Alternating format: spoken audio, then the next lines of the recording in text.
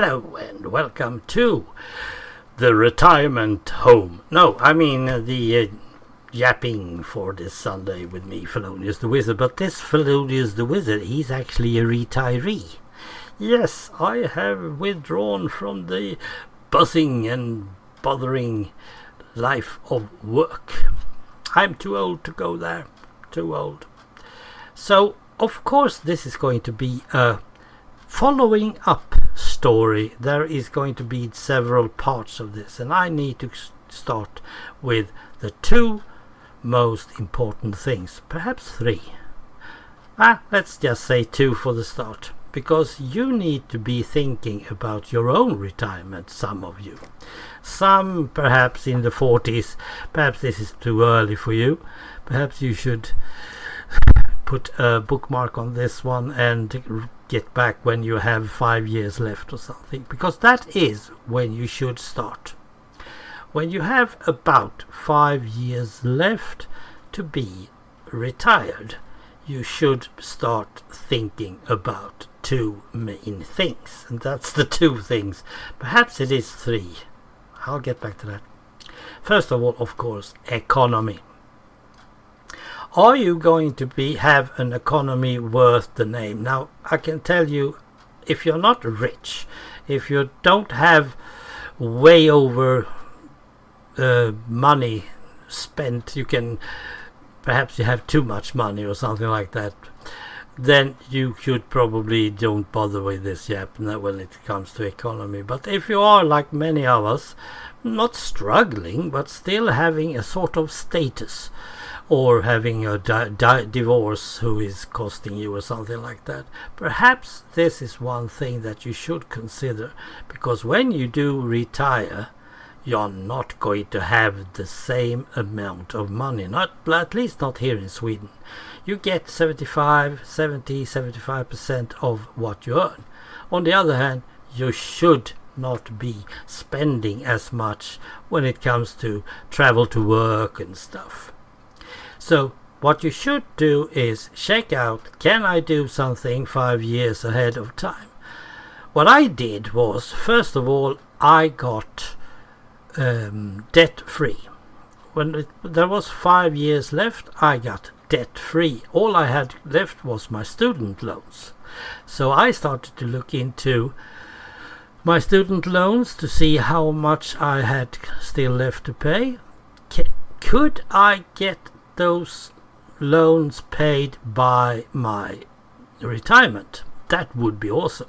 So me and the CSN, that's the organization who is taking care of all our student loans, we started to count, and yes, that would be the last month that I paid my student loans would be my first month as a retiree. And that was cool, because both did I get my pension, but I also got my last wage, my last payment from the so I had a lot of money to start with. Sadly enough, we had very high electric bills, but overall it went pretty well. And then January came, and I didn't have any debts at all, but it was still a bit struggling. So I started to see how I could fiddle with my budget, see how much I could do. And when April, May something came, I had actually got my budget in balance. It took me a while, yes, but it wasn't like I was struggling or couldn't pay my bills or something. I just didn't have the status that I wanted. So I made it clear. I made it totally fine. Of course, you can always try to, and this is my third point, so to speak, if you are able, if your health agrees to it and so on, continue to work. If you feel like you have a good work, you love your work, perhaps you even think it's the only thing that you have, then please do work, but sooner or later you're going to retire. And sooner or later you will sit there. Well, you did get a whole bunch of money. Yeah, but now you also have a very bad health. perhaps you don't have the stamina to just do things. The second thing that I also feel is very important, it is, what should you do?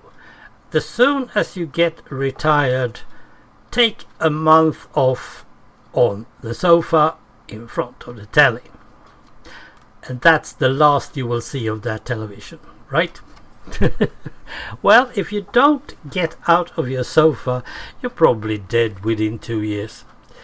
Because if you don't have your brain going, you don't have your fingers running, you don't have your feet running, if you don't do stuff that is really meaningful for you, there's no reason to be retired. There's absolutely no reason at all to live. And when you lose your will to live, well, I don't have to go that line, right? Now, I have always had a lot of projects going on. Some of them I could do while I was working. Not much, but I have done them now and then. But in the meantime, I got new ideas, new projects, and they were bunching up. At the moment, they are 19. Way too many. There is no way I'm going to fix that on 14 years of still left to live. So I have to be sorting out, oh, not those ones, those have to save. But I also knew that that project needs tools or things that is costly. So I bought those tools and stuff while I still had a salary. So my wage got me paying for a project that I didn't even start. Or I started it, but I realized that this is taking more time of my free time, so I'll save that till I get retired. The same goes with just buying a bike. I didn't have a bike, I needed a bike, I thought I needed a bike at least, but I haven't even had it out yet. Well, that's not really true. But I bought it for my salary. Not doing it now when my economy is so badly shaped. Well, it's not badly shaped, but it could have been. So I collected all the stuff and things and thoughts that I needed and checked the prices of things that I could reach later on in life. Just to take one example of everything, I have a collection of Pokemon cards. Now, it's not an active collection but per se, because if I find a card, I get it. I don't go around searching for cards. That's not really what I need. If something comes my way, I grab it. And if it's too costly, I don't bother. However, while I was having a salary, I could actually go on eBay and buy some cards to fill up 2 binders with up to Gen 4. I could do that, but then I said to myself, no, that's it, 4 Gen, and I don't have a Switch, and I will never get money for a Nintendo Switch, so I'll stop here. And now I am in my pension and I'm retired, and I have said to myself that now Pokemon cards, yes, if I find any and they are cheap, I'll get them. And that's the difference. When I had a salary, I bought them. Now that I'm retired, yeah, if I find them, if they are cheap, well, okay. I have 25,000 cards, so it's not like I am down on them. So that's the second thing you need to start thinking about. What are you going to do during your retirement? Are you going to build a house? Are you going to build a garage? Whatever. Make sure that you have your plans, your ideas or thoughts in your head. And then when the day one comes, or should I say when you have rested on your sofa for a week, then you start doing stuff. Go and visit people. Go and join an association of sorts. Never mind what. There are several of them. Some of them are really fun. whatever. Just make sure that you're not sitting at home watching television. Bowling. Oh, I could probably go on forever. But please, first of all, make sure that your economy will be fine within the 5 years beforehand. And then make sure that you also have your ideas, your things, your projects ready. And if neither of those two is actually fine for you, then keep on working. It's not like it's illegal to work. You don't have to worry about that. This is what I feel. It's not a law, it's just my tips. Take them or leave them. And take care. See you next Sunday. Bye.